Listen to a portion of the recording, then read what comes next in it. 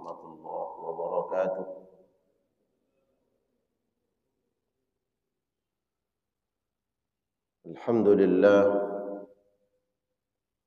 الحمد لله الذي بنعمته تتم الصالحات. أشهد أن لا إله إلا الله وحده لا شريك له، وأشهد أن محمدا عبده ورسوله.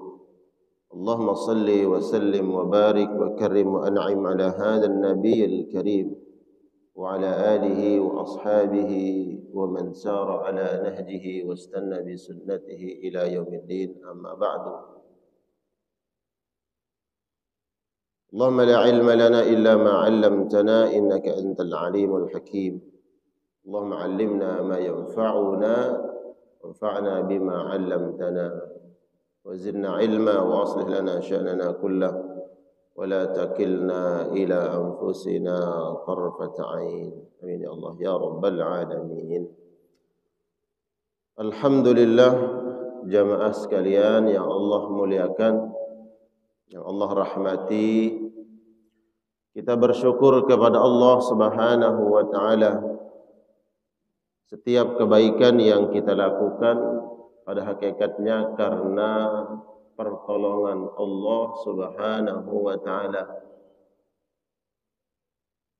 Taufik min Allah, atas petunjuk dan kebaikan Allah Subhanahu wa taala kepada kita semua, sehingga kita dikuatkan, dimudahkan oleh Allah melaksanakan kebaikan-kebaikan. Dan ini merupakan tanda Allah Subhanahu wa taala mencintai kita dan Allah menginginkan kebaikan-kebaikan untuk kita. Salawat salam kita sampaikan kepada Rasul yang mulia,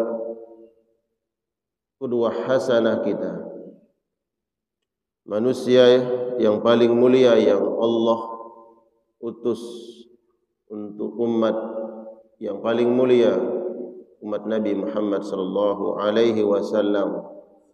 Senantiasalah kita membaca selawat salam kepada Rasulullah sallallahu alaihi wasallam sebagai bentuk syukur kita kepada Allah dan berterima kasih kita kepada Rasulullah sallallahu alaihi wasallam atas perjuangan beliau bersama keluarga dan seluruh sahabat-sahabatnya. InsyaAllah selawat salam yang kita sampaikan kepada Nabi Muhammad sallallahu alaihi wasallam akan dijawab oleh Nabi, dan kelak semoga Allah memantaskan kita semua mendapatkan syafaat Rasulullah sallallahu alaihi wasallam. Amin ya rabbal alamin. Para jemaah sekalian Allah muliakan, tema kita pagi hari ini jerat-jerat setan atau perangkap-perangkap setan. Jemaah sekalian Allah muliakan, dengan takdirnya Allah Subhanahu wa taala, dengan hikmahnya, dengan ilmunya, Allah Subhanahu wa taala menciptakan makhluk yang akan senantiasa menggoda manusia sampai akhir zaman, sampai datangnya hari kiamat. Dan ini akan terus eksis, akan terus ada. Sudah takdir daripada Allah Subhanahu wa taala dengan hikmahnya untuk membuktikan, untuk menguji setiap manusia. Apakah ketika mereka mengatakan amantu billah, aku beriman kepada Allah, kemudian dibiarkan begitu saja? Tidak. Allah Subhanahu wa taala memberikan ujian dan cobaan. Dan di antara ujian dan cobaan itu datang dari makhluk yang Allah sudah tetapkan terlaknat, yaitu iblis dengan bala tentaranya. Inilah hikmah Allah Subhanahu wa taala menciptakan makhluk untuk menguji manusia. Nah, penting kemudian jamaah sekalian yang Allah muliakan, kita mengetahui perangkap-perangkapnya, jebakan-jebakan daripada iblis. dengan seluruh bala tentaranya yang menginginkan keburukan buat manusia, terkhusus ingin menjerumuskan orang-orang yang beriman kepada Allah Subhanahu wa taala. Di antara yang disebutkan oleh para ulama, jebakan daripada iblis dengan seluruh bala tentaranya senantiasa mengajak dan menyeru manusia agar terpecah belah. Iblis dan bala tentaranya tidak henti-hentinya untuk menciptakan konflik di tengah-tengah manusia, terkhusus bagi orang-orang yang beriman. Sehingga apabila terjadi perpecahan, perselisihan di antara manusia, wabil khusus di antara kalangan kaum muslimin, maka tercapailah misi daripada iblis dan bala tentaranya. Sehingga dia akan berupaya, berusaha untuk mengajak manusia untuk berselisih. Hal ini Allah Subhanahu wa taala sampaikan di dalam Al-Qur'anul Karim, surat Al-Isra ayat 53. Allah Subhanahu wa taala berfirman, "Wa kullu 'ibadi yaqulu allati hiya ahsan innasyaitana yanzighu bainahum innasyaitana kana lil insani 'aduwwan mubina." Wahai Muhammad, berikan peringatan kepada hamba-hambaku. Ini Allah Subhanahu wa taala menyampaikan kepada Nabi agar Nabi sallallahu alaihi wasallam menyampaikan kepada seluruh hamba-hamba Allah, kepada umatnya, yaqulu allati hi ahsan, agar manakala mereka berbicara, mereka berucap, maka hendaknya mereka memilih kalimat-kalimat yang baik, yang mendatangkan ketenangan, yang tidak menimbulkan kegaduhan, yang tidak menyebabkan seseorang marah, tersinggung, dan seterusnya. Hendaknya pilih kata-kata yang baik, karena sesungguhnya syaitan akan menimbulkan kebencian di antara mereka, di antara hamba-hamba Allah, lewat ucapan-ucapan yang keluar dari lisan-lisan hamba-hamba Allah Subhanahu wa taala, yang mana ucapan itu keluar atas bisikan, atas dorongan daripada setan. Inna syaitana kana lil insani aduwwan mubina. Karena sesungguhnya setan itu musuh yang nyata bagi manusia. Musuh itu tentu dia ingin menciptakan sesuatu yang menimbulkan perpecahan, pertikaian, yang tujuannya nanti kemudian apabila terjadi pertikaian, perpecahan di antara manusia, terkhusus orang-orang beriman, maka lemahlah hamba-hamba Allah ini, yang kemudian akan diombang-ambing, akan digoda, akan ditarik ke sana ke sini, mudah diarahkan oleh setan. Dan para ulama mengomentari ayat ini, jemaah sekalian Allah muliakan, ternyata senjata yang sangat ampuh yang digunakan oleh setan untuk menebar kebencian, sehingga timbul pertikaian, perpecahan di antara kalangan kaum muslimin, adalah melalui lisan-lisan hamba-hamba Allah Subhanahu wa taala, yang kemudian mereka tidak mampu mengendalikan ucapan, tidak mampu mengontrol apa yang disampaikan. Setan yang membisikkan itu.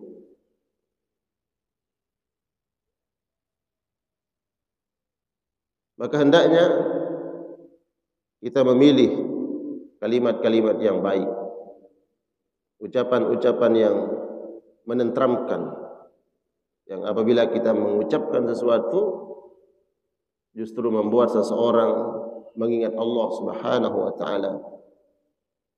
Ketika kita menyampaikan sesuatu bukan menimbulkan pertikaian, bukan menimbulkan perpecahan, tapi menjadi islah, menjadi perekat di antara kalangan kaum muslimin.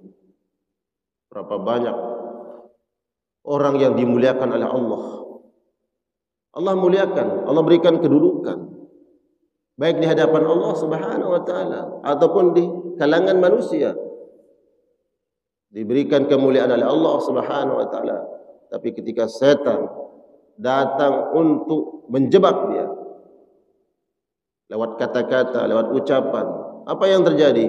Dengan seketika, dengan sekejap waktu yang singkat, hamba Allah ini secara zahir kita memandang, kemudian dia menjadi tidak terhormat dalam pandangan manusia karena ucapan. Jadi jamaah sekalian Allah muliakan, kita harus memahami, harus mengetahui ini perangkap-perangkap setan yang menimbulkan perpecahan di antara kalangan kaum muslimin. Maka hendaknya kita memilah kata-kata yang kita ucapkan, apalagi di era kita hari ini, era keterbukaan, semua dengan mudah diakses, segala sesuatu mudah untuk diketahui oleh orang lain, sehingga apa yang kita ucapkan, walaupun di tempat yang mungkin kita anggap tidak diakses oleh orang lain, tapi dengan mudah kemudian itu sampai kepada orang lain. Ada seseorang yang datang kepada Ibnu Munabbih. Beliau ini salah satu kibarut tabi'in. Ada seorang laki-laki datang mengatakan, "Ya Imam, anna ar-rajula yadhkuruka bis-su." Wahai Imam, ada orang yang mencaci makimu, berkata-kata yang buruk tentang engkau. Apa kata beliau Imam Al-Munabbih ini? Beliau mengatakan, "Ama yajidu syaitan rasulan ghairahu?" Apakah setan tidak mendapati utusan yang lain selain engkau? Ini orang alim yang ketika ada ucapan-ucapan buruk sampai ke telinganya, didengar oleh beliau, sampai informasi itu kepada beliau, berlapang dada. Dan setan itu ingin menimbulkan perpecahan, kebencian. Disebutkan yang annar rajula yadhkuruka bisu, itu ternyata ada orang lain yang bukan orang biasa, orang alim, yang menyebut keburukan-keburukan daripada Al-Munabbih. Tapi karena beliau orang alim, apa kata beliau? Apakah setan tidak mendapati selain engkau sebagai utusannya? Nah, kalau kita yang mungkin akan muncul prasangka-prasangka buruk, timbul kebencian dan seterusnya.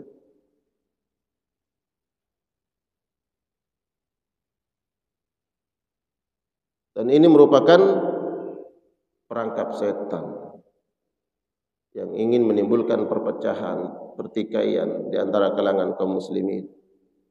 Maka hendaknya kemudian kita minta perlindungan kepada Allah Subhanahu wa taala agar senantiasa apa yang kita ucapkan selalu di bawah kontrol Allah Subhanahu wa taala, dibimbing oleh Allah. Lisan kita kemudian banyak berzikir, mengingat Allah.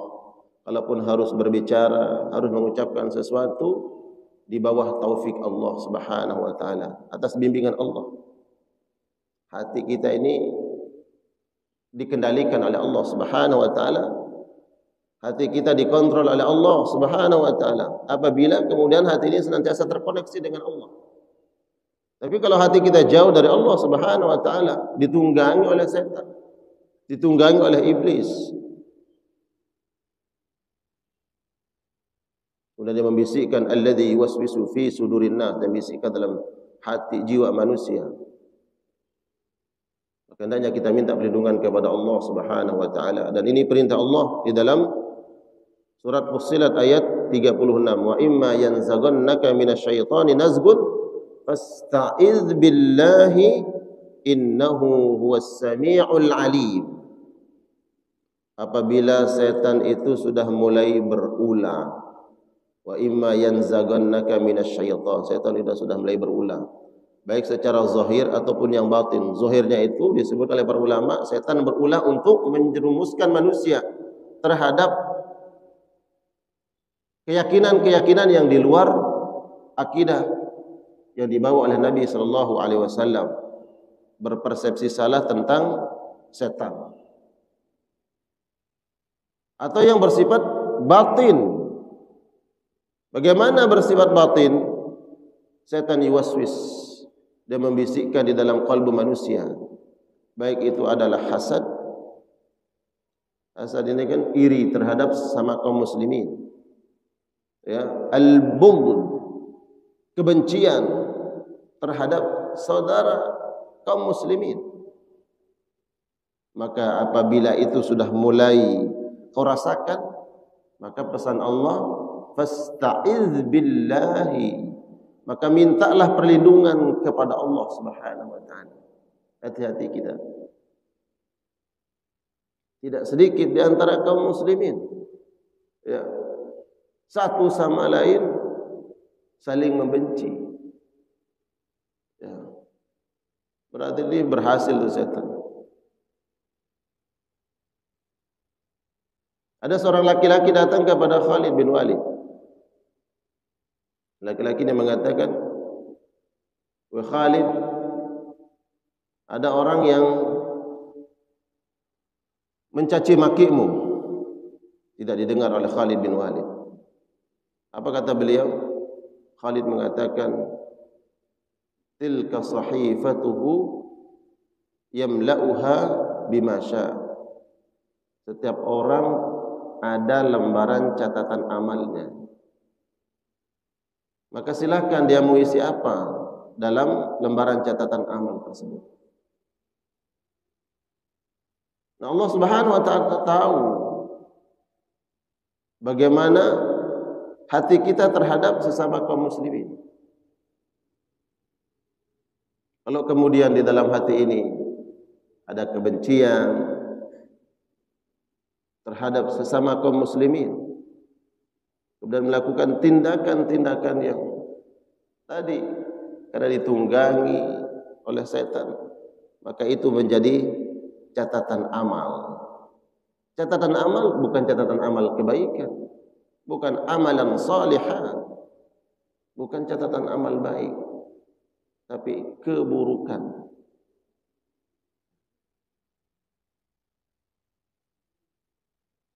Jadi jemaah sekalian Allah muliakan, yang pertama, setan ini menimbulkan perselisihan di antara kalangan kaum muslimin. Dan ini adalah perangkap yang paling jitu untuk melemahkan kaum muslimin.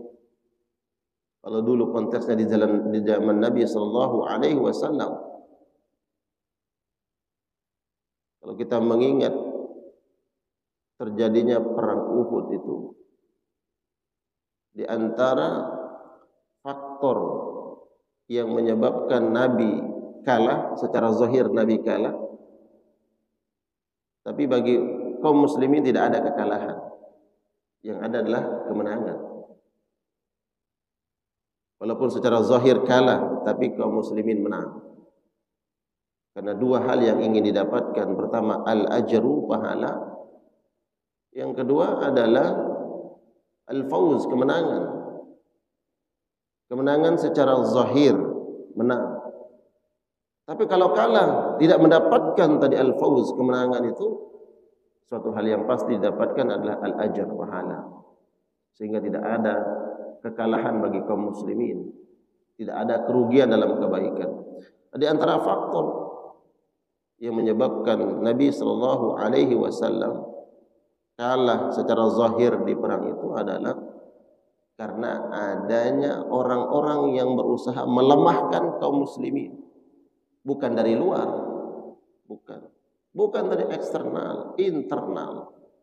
Kita ingat 1000 pasukan yang dibawa oleh Nabi SAW untuk menghadapi pasukan yang dimobilisasi oleh pemimpin yang sangat ternama, yaitu Khalid bin Walid, saat itu belum masuk Islam. Dia membawa pasukan pada tahun 3 Hijriah untuk menyerang kota Madinah, membalas kekalahan mereka yang mereka alami di perang Badar. 1000 pasukan yang disiapkan oleh Nabi SAW. Tapi apa yang terjadi? Karena adanya orang-orang yang di kalangan Nabi SAW melemahkan kekuatan kaum muslimin, ya, menimbulkan kegaduhan. Sehingga apa yang terjadi?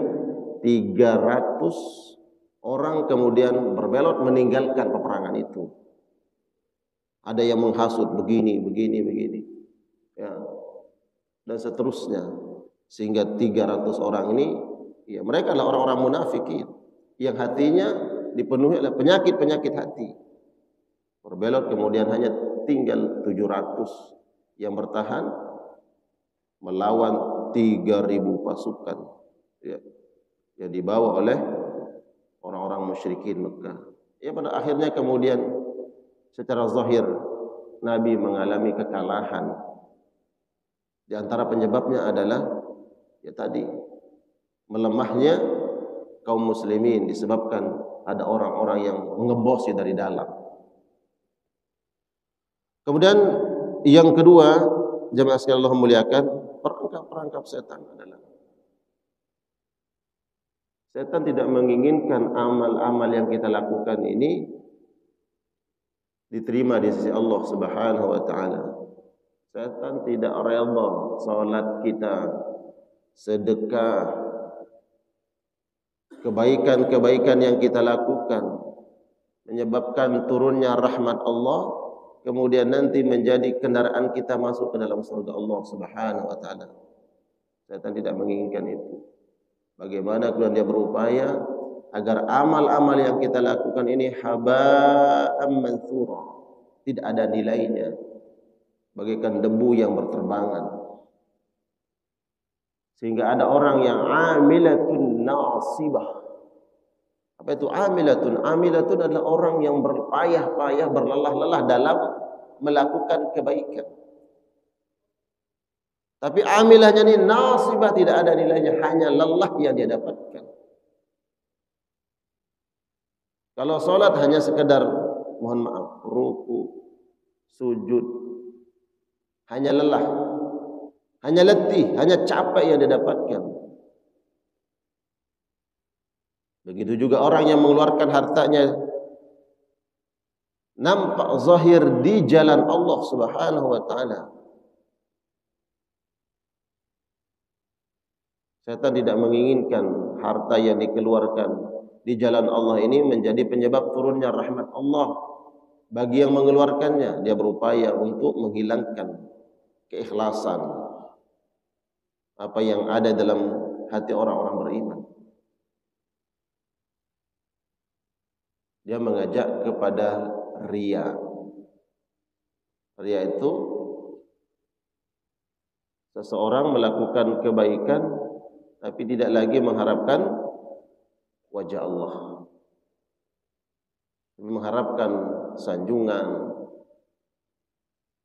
pujian, pengakuan dari manusia. Dan ini memang karakter hati itu begitu. Karakter hati begitu. Kecuali hati-hati yang selalu di bawah bimbingan Allah Subhanahu wa taala, diberikan taufik hidayah oleh Allah.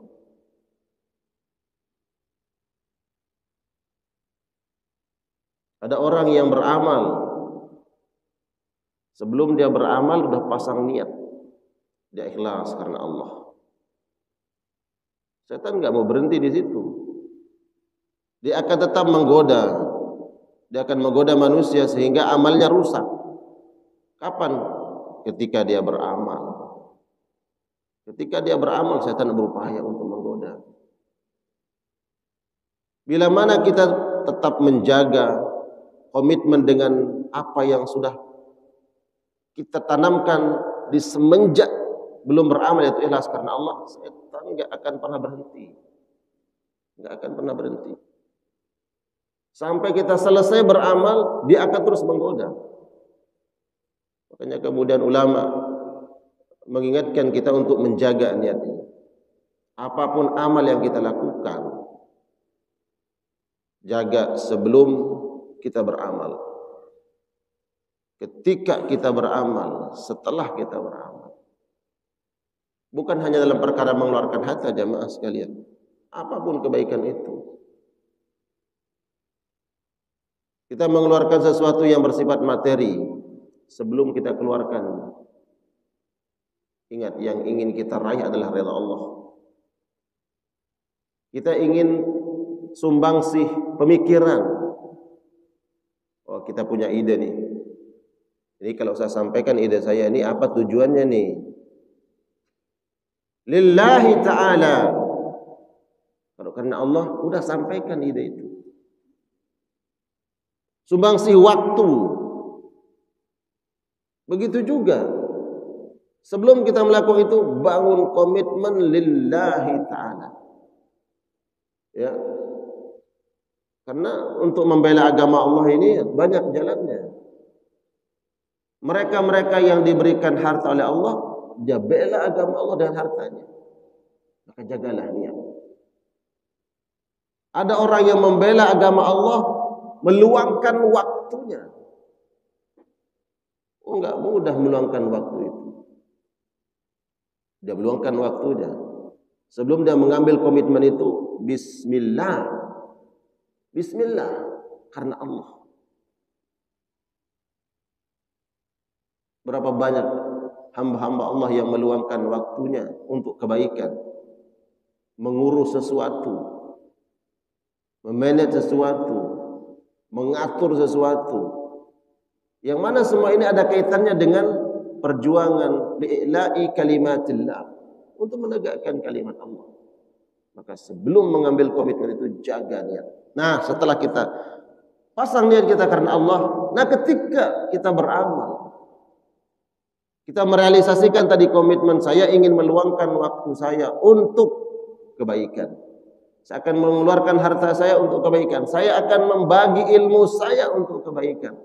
Nah, ketika kita melakukan amal tadi, membagi ilmu tersebut, meluangkan waktu, setan masuk di situ. Menggoda manusia. Ternyata ada orang yang tidak menghargai apa yang telah kita keluarkan. Di sini ujiannya. Kita kembali diingatkan. Ya. Oleh apa? Jiwa yang baik. Ya. Setiap manusia ini dibekali jiwa yang baik, yang selalu mengingatkan kepada kebaikan. Diingatkan, niat kita tadi apa? Niat di awal apa? Bukankah niat karena Allah? Ya udah, kalau karena Allah, ada sanjung, ada penghargaan, ada pengakuan atau tidak? Tidak ada urusan. Enggak ada urusan. Karena kita mengharap wajah Allah. Bahasa kasarnya, Allah itu tidak merem. Allah selalu melihat. Allah mengetahui apa yang kita lakukan.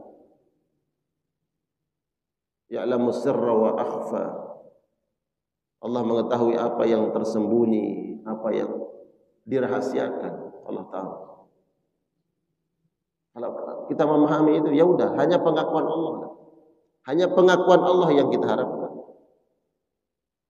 Apapun kebaikan yang kita lakukan itu kemudian ya tidak direspon, tidak dihargai, tidak diakui, ya.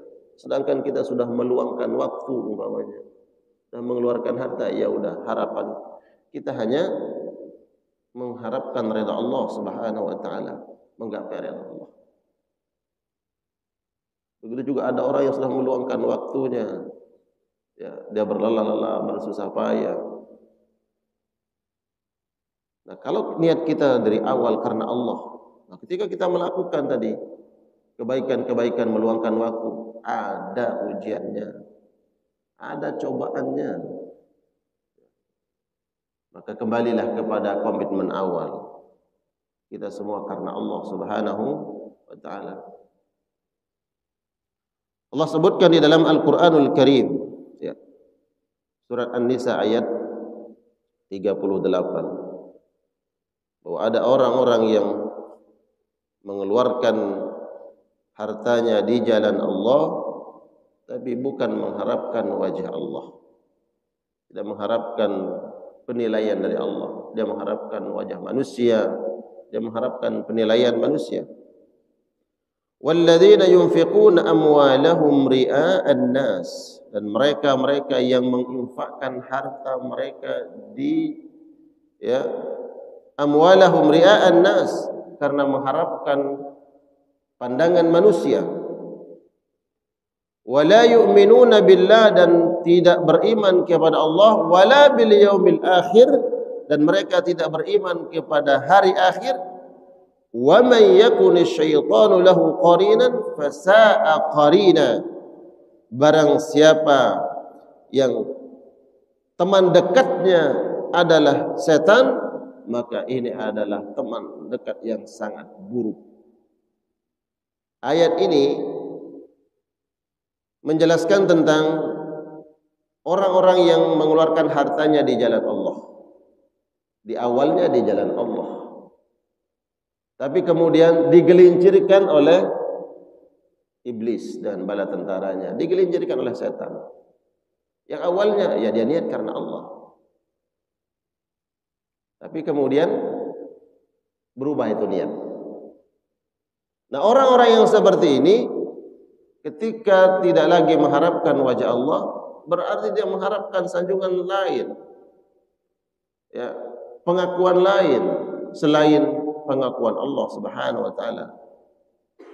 Dan yang paling dominan adalah pengakuan dari manusia. Maka orang-orang seperti ini, kata Al-Qur'an, wala yu'minuna billah, dan mereka tidak beriman kepada Allah, wala bil yaumil akhir, dan tidak beriman kepada hari akhir. Kenapa Allah menyebut di dalam ayat ini tidak beriman kepada Allah dan tidak beriman kepada hari akhir? Disebutkan oleh para ulama, orang yang mengeluarkan hartanya bukan mengharapkan wajah Allah, tapi mengharapkan wajah manusia, seolah-olah mereka ini menafikan Allah Subhanahu wa taala. Walaupun mereka beriman kepada Allah, mereka menyembah Allah, tapi dalam beramal menafikan Allah, meniadakan Allah. Ya. Wala yu'minuna billah, mereka tidak beriman kepada Allah. Padahal mereka beriman. Iman di sini adalah bukan iman yang kita pahami ada rukun iman yang 6, beriman kepada Allah, beriman kepada Rasul, bukan itu. Wala yu'minuna billah, maksudnya apa? Mereka beriman sebenarnya akan eksistensi Allah. Allah itu wujud, Allah itu ada. Tapi keberadaan Allah, mereka dalam pengawasan Allah, dalam penilaian Allah, seolah-olah mereka menafikan itu, meniadakan itu.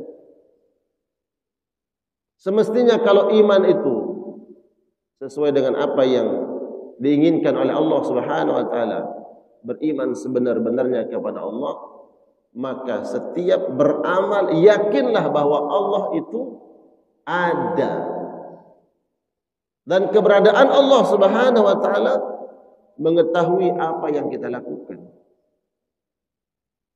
Dan cukuplah dengan pengetahuan Allah Subhanahu wa taala akan amal yang kita lakukan, sehingga kita tidak butuh pengetahuan, ya, akan orang lain terhadap amal kita itu.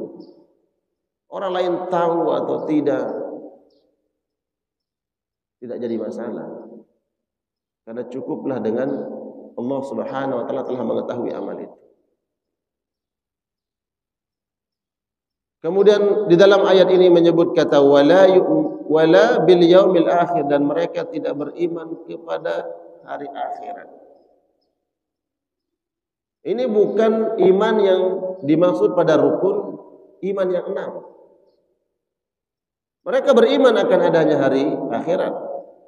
Kan ini orang-orang beriman, ahlu tauhid. Tapi ketika beramal, dia tidak lagi mengharapkan balasan akhirat. Dia mengharapkan balasan manusia. Sedangkan orang-orang beriman semestinya ketika dia beramal adalah yang diharapkan balasan akhirat. Dan itu pasti. Ya. Kalau balasan manusia belum tentu. Tapi kalau balasan Allah Subhanahu wa taala di akhirat itu suatu hal yang pasti. Wa may ya'mal mithqala dzarratin khairan yarah. Sekecil apapun kebaikan yang dilakukan oleh seorang hamba, pasti dia akan lihat. Lihat itu maksudnya dia dapatkan balasannya. Sekecil apapun. Maka orang-orang yang beriman dengan hari akhirat, maksudnya adalah dia yakin adanya balasan nanti di akhirat. Yakin adanya balasan. Sekecil apapun kebaikan, ada balasannya. Lalu balasan siapa yang kita harapkan? Balasan manusia atau balasan di akhirat? Balasan Allah Subhanahu wa taala. Tentu bagi orang-orang beriman yang paling diharapkan adalah balasan Allah di akhirat. Ya. Lalu maukah kemudian kita barter nih, kita tukar balasan di akhirat yang sempurna Allah berikan dengan balasan yang tidak ada nilainya di dunia? Kalau orang-orang yang cerdas, dia pasti akan mengambil dan mengharapkan balasan yang maksimal, balasan sempurna di akhirat. Ya. Allah Maha Syakur, Allah Maha berterima kasih, itu maknanya Allah akan membalas sekecil apapun kebaikan dengan balasan yang paling baik.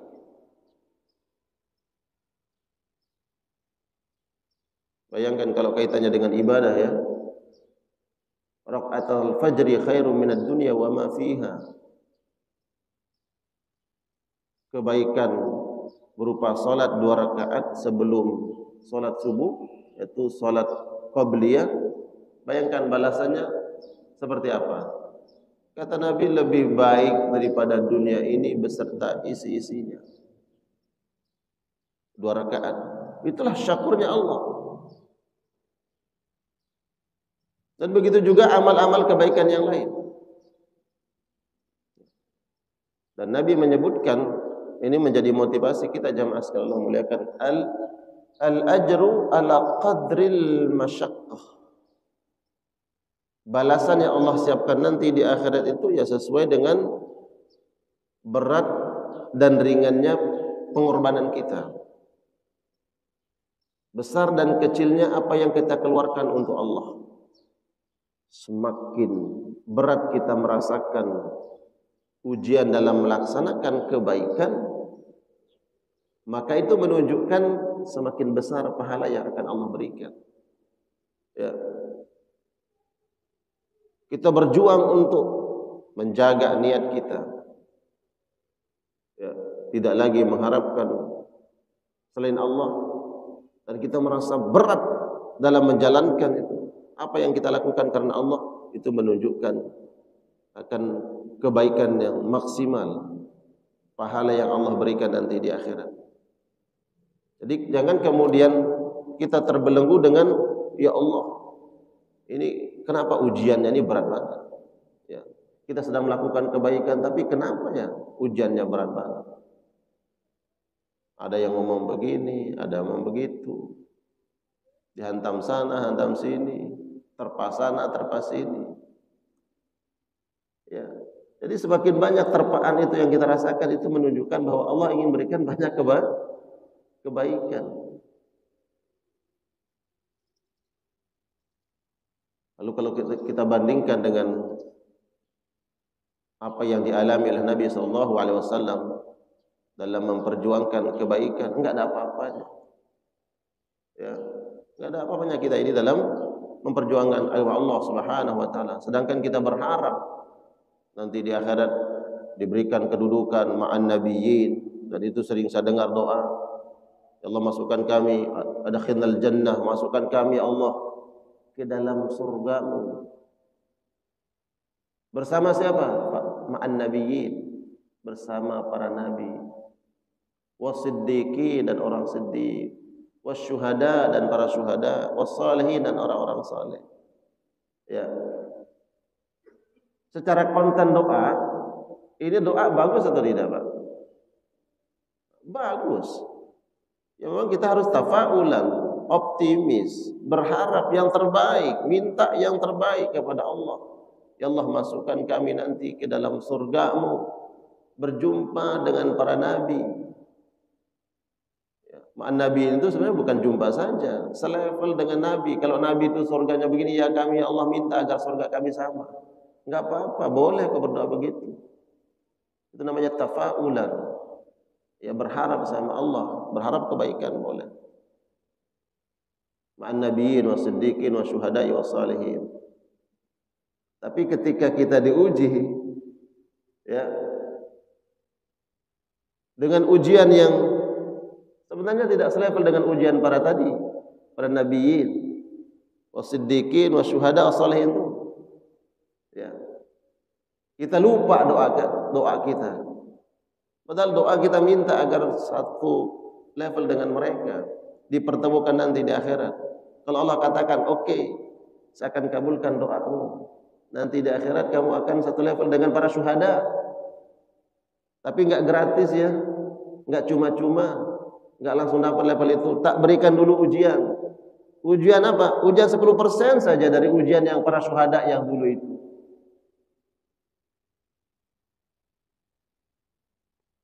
Apa yang terjadi? Kita mundur, Pak. Kita lemah. Sedangkan barusan kita minta sama Allah. Sedangkan Allah berikan jalan. Nah, ingatlah itu. Ya, ini mimbabin nasihat. Nasihat ini untuk diri saya dan kita semua. Ya. Ketika kita minta sesuatu kepada Allah, Allah berikan jalannya. Nah, pandai-pandailah kita kemudian ibadallah wa hamba-hamba Allah dimanapun, siapapun kita, ini mimbabin nasihat. Pandai-pandailah kita kemudian membaca sinyal dari Allah Subhanahu wa taala. Allah ingin mengijabah doa kita itu. Ya. Sama seperti seseorang yang berdoa kepada Allah, Rabbana hab lana min azwajina wa dzurriyyatina qurrata a'yun waj'alna lil muttaqina imama. Ya Allah, anugerahkan kepada kami dari istri-istri kami Allah keturunan-keturunan yang saleh, anak-anak penyejuk mata di dunia dan di akhirat, anak-anak yang saleh. Baik, kata Allah, saya akan kabulkan doamu. Tapi apakah tiba-tiba kucuk-kucuk anak itu jadi saleh? Enggak. Harus melalui proses yang panjang, pengorbanan, bagaimana kita mentarbiyah. Oh, datang ujian dari Allah. Kita diuji oleh anak kita, mulai dia malas-malasan. Ada sikapnya yang kurang baik. Tadinya kok enggak begini nih anak. Mulai. Itu adalah isyarat dari Allah Subhanahu wa taala bagaimana kita mendidik dia. Yang mungkin awalnya kita lepas saja. Oh, anak kita dah kita anggap soleh, baik. Ya, kita merasa aman, merasa nyaman. Oh, mungkin karena ditarbiyah di tempat dia mendapatkan pendidikan, apakah itu di sekolah atau di tempat dia ngaji. Kita sebagai seorang ayah kemudian merasa aman, ya, selesai. Sedangkan setiap hari doanya Rabbana hab lana min azwajina wa dzurriyyatina, Allah rubah dulu nih anak. Ini loh saya kasih, ya, lahanmu untuk mendapatkan anak soleh itu begini caranya. Apakah kau serius dengan doamu? Nah, kalau serius Rabbana hab lana min azwajina, ya udah didik sekarang. Tanggung jawab utama ya orang tua, bukan tanggung jawab di mana utama itu adalah guru-gurunya, tempat dia mendapatkan pendidikan, bukan, tapi orang tua. Jadi jamaah sekalian Allah muliakan, agar amal-amal kita ini tidak haba'an mansura, tidak seperti debu yang tidak ada nilainya, maka komitmenlah kita dengan niat kita. Komitmen dengan niat kita. Karena Allah Subhanahu wa taala, innamal a'malu binniyat. Amal-amal kita ini ya diterima atau tidak, ya dia sah atau tidak, nah, itu tergantung di niatnya. Maka niat harus dijaga. Komitmen awal kita untuk menjaga ya niat karena Allah, maka apapun ujiannya, apapun rintangannya, ya udah komitmen awal kita karena Allah Subhanahu wa taala. Para aktivis-aktivis dimanapun, ya para pembela-pembela agama Allah, para pejuang-pejuang agama Allah, ya kalau langkah awal kita adalah karena Allah Subhanahu wa taala, maka tidak akan berubah itu. Semangat kita tidak akan berubah. Ya. Karena sesuatu yang kita hadapi tidak. Para aktivis, para pejuang untuk menegakkan kebaikan tidak akan lepas dari ujian dan cobaan. Tetaplah kita dengan niat kita li'ila'i kalimatillah lillahi ta'ala, karena Allah Subhanahu wa ta'ala. Jadi ini yang kedua, setan itu akan berupaya untuk menghancurkan amal-amal kita, merusak niat-niat kita yang tadinya karena Allah kemudian berubah niat itu. Jamaah sekalian Allah muliakan, masih ada waktunya. Ini terbilang syuruk ya. Ya. Baik, kita berikan kesempatan kepada para jamaah kalau ada yang ingin ditanyakan, untuk menunggu beberapa menit lagi kita bisa kemudian melaksanakan salat sunnah syuruk. Ya, isyraq.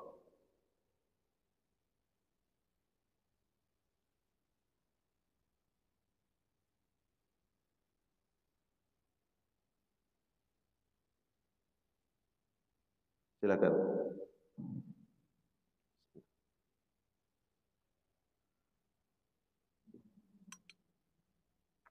Assalamualaikum warahmatullahi wabarakatuh.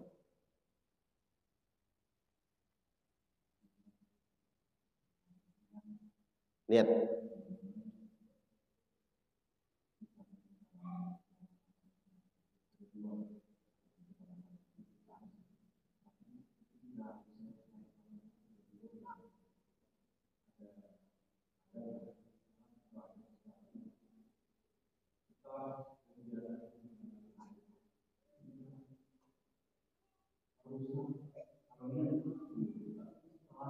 Ya. Ya.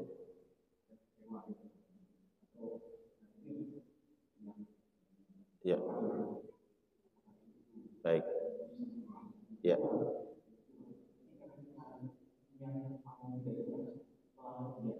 Ya. Ya. Ya. Baik. Baik, barakallah. Saya paham pertanyaannya. Bagaimana kalau ada orang yang sebelum dia beramal dia ikhlas lillahi ta'ala, tapi dalam perjalanannya timbul kemudian hal-hal yang merusak niat tadi. Ya. Dia ada unsur mungkin kekecewaan, ya, kemarahan dan seterusnya. Apakah ini merusak daripada niat awal itu? Bila mana awalnya adalah lillahi ta'ala, kemudian timbul hal-hal yang merusak niat tersebut, maka ala qadri, tergantung.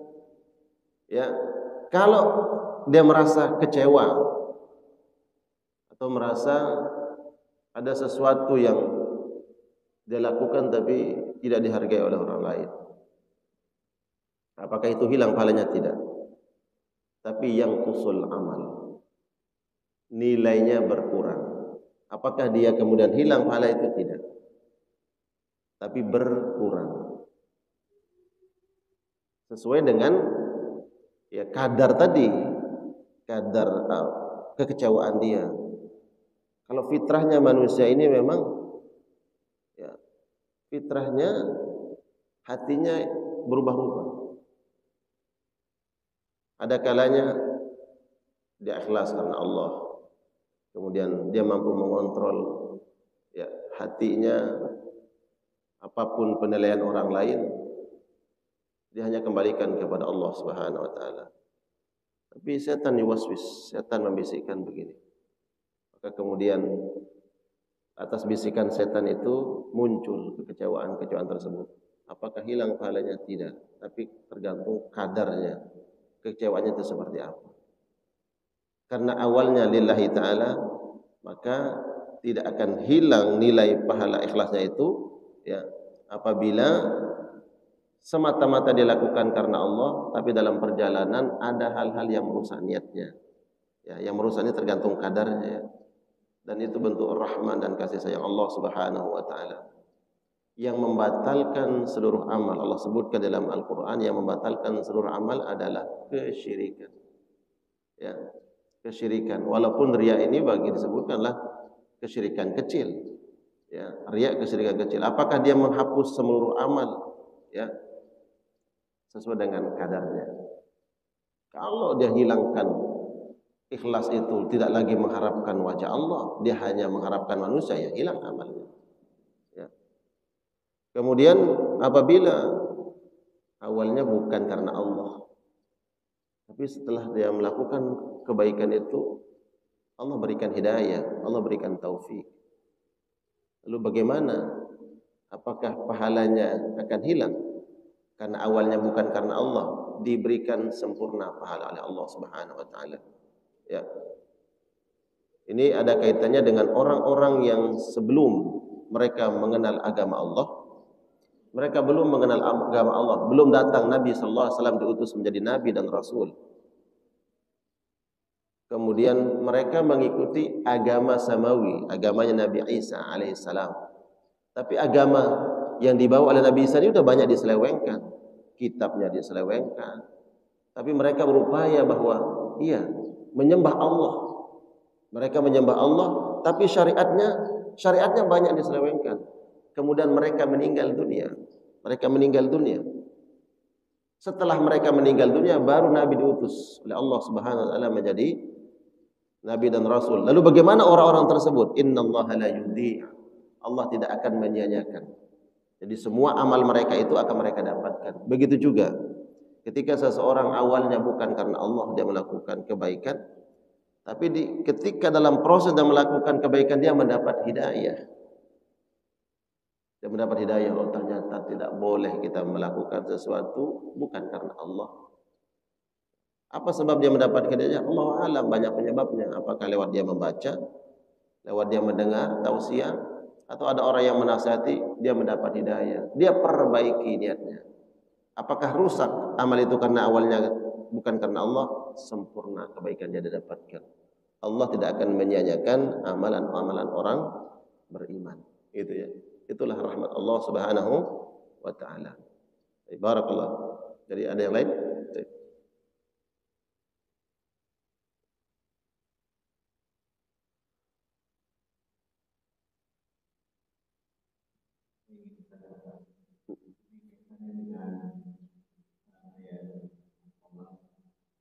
Ayat ya.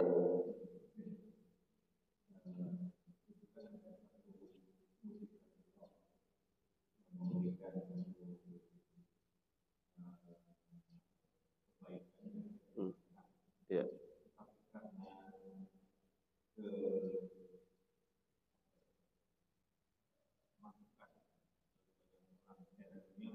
Hmm.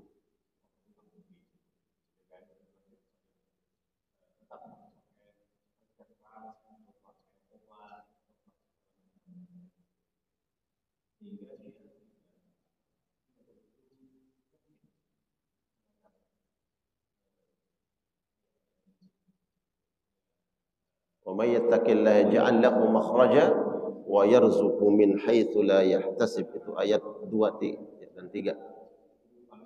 Hmm.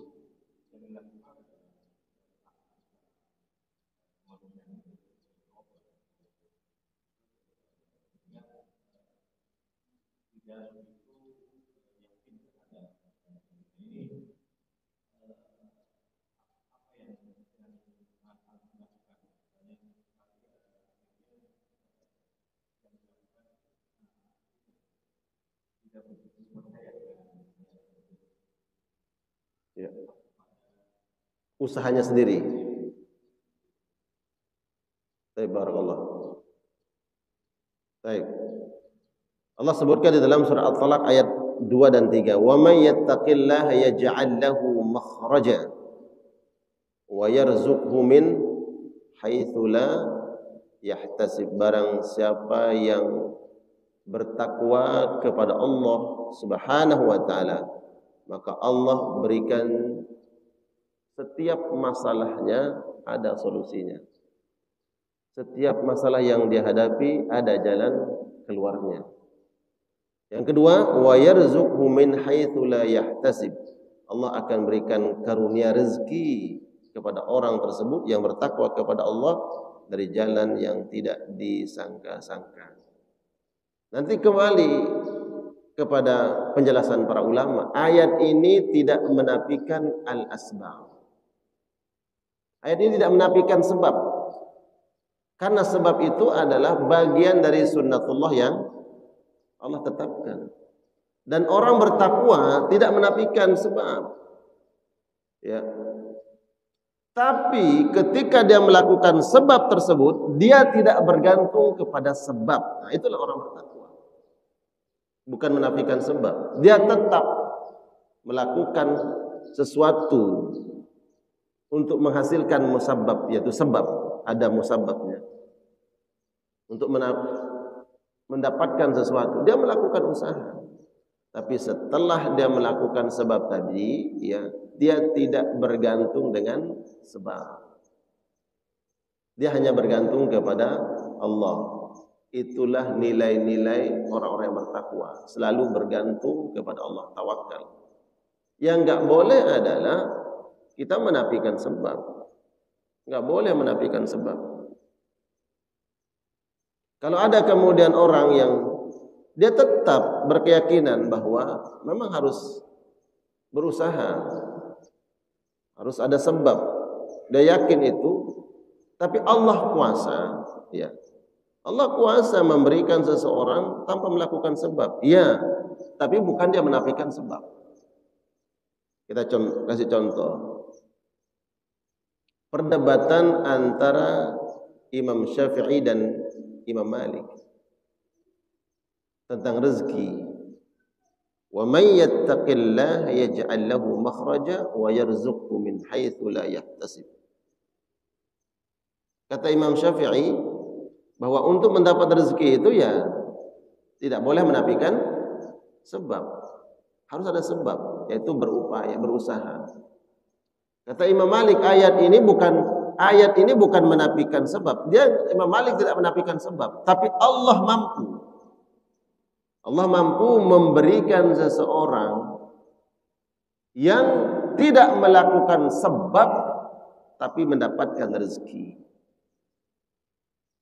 Akhirnya dalilnya mana? Saling adu argumentasi dalil. Akhirnya Imam Syafi'i dalilnya dengan usaha. Dia datang ke pasar, kemudian dia beli anggur, dalam sebuah itu dia beli, kemudian dia datang ke Imam Malik, bawa itu anggur dan mengatakan, ini anggur dapat kita makan, dapat kita nikmati karena ada sebabnya. Apa sebabnya? Harus keluar, harus membeli, dan itu sebab. Maka kemudian kita dapatkan. Kata Imam Malik, oh, dalilmu itu benar, hujahmu benar. Tapi hujah saya juga benar. Hujah saya benar. Apa? Tadi ketika kamu pergi, saya berpikir tentang anggur. Saya berpikir tentang anggur. Oh, kayaknya kalau sekarang tuh makan anggur kayaknya enak ya. Ternyata Allah Subhanahu wa taala hadirkan anggur. Saya enggak melakukan sebab apa-apa. Saya tidak melakukan, bukan berarti menafikan sebab. Imam Malik tidak menafikan sebab, tapi Allah kuasa memberikan rezeki kepada seseorang yang tidak melakukan sebab. Contohnya tadi Imam Malik, dan mengatakan, saya tadi sebenarnya berpikir tentang anggur. Ini selesai ini kajian kayaknya enak nih kalau makan anggur. Ya tapi gimana kan? Imam Malik itu kan Hamidul Madinah, tiangnya Madinah. Maksudnya beliau tuh nggak kemana-mana. Bergilir tuh waktu para thalabul ilmi datang ke Masjid Nabawi. Beliau hanya duduk di masjid. Datang muridnya belajar. Nah ini selesai guru datang lagi, ya gitu aja. Jadi beliau berpikir tentang anggur, Allah yang datangkan. Ya, kedua ulama ini dengan dalilnya, ya kedua-duanya benar. Imam Syafi'i dengan ikhtiar, dengan usaha. Imam Malik, Allah kuasa memberikan seseorang rezeki tanpa dia melakukan sesuatu, tapi bukan menafikan sebab. Beda. Ya, bukan menafikan sebab. Makanya kemudian ada doa ulama dari Syariah yang dulu terkenal doanya, Allahumma rzuqni kama tarzugul bughath. Allahumma rzuqni, ya Allah berikan aku rezeki kama tarzugul bughath, sebagaimana engkau memberikan rezeki kepada bughath. Bapak tahu itu bughath apa? Bughath itu anak gagak, anak burung gagak. Itu disebut bughath. Yang baru ya netes tuh, belum ada bulunya, itu disebut dengan bughath. Mintalah kepada Allah rezeki sebagaimana Allah berikan rezeki kepada bughath. Gimana ceritanya?